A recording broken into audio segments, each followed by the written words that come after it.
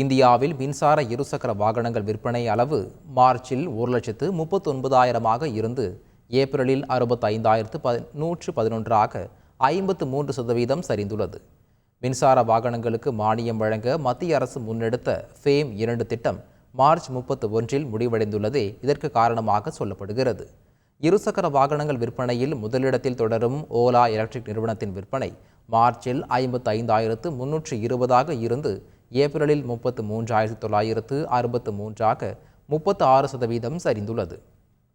TVS motor நிறுவன விற்பனை ஏப்ரலில் 7,675 மார்ச் விற்பனையை விட 71% சரிந்துள்ளது.